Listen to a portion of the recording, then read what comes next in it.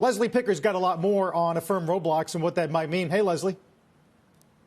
Hey, Carl, the biggest question in the IPO ecosystem right now, whether there's too much froth to go public. On one hand, you'd think that's a good thing. DoorDash and Airbnb were able to get much higher valuations by raising their ranges and then pricing IPOs above those ranges. But on the other hand, to borrow a phrase from our John Fort, huge pops like we saw last week can be hard to sustain if they're too detached from a company's intrinsic value. And that brings us to Affirm and Roblox. I'm told by 3 sources that both of these companies were still undergoing back and forth with the SEC for final sign-off. And now, regardless of approval, they're no longer aiming to rush out deals before the end of the year. Now, I'm told that Roblox's hesitation stemmed largely from a tender offering for its employees, which would allow them to sell into the deal at the IPO price. Now, you can imagine what it would do to morale if that stock doubled on day one and employees were the ones selling at the lows. So the online gaming platform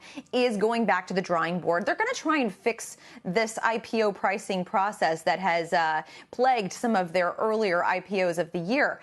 In a memo to employees over the weekend, CEO Dave Baszucki said the company planned to work with its advisors to see how they can make such improvements, work that will continue over the holidays and push the listing to early next year. And sources close to Affirm expect about the same time frame for that deal as well. But not all IPOs are waiting for the markets to calm down a bit. The parent company of Wish, an inexpensive mobile shopping platform, is still expected to list this week, and it will be the latest test of what appears to be just insatiable appetite for these IPOs before year end, guys.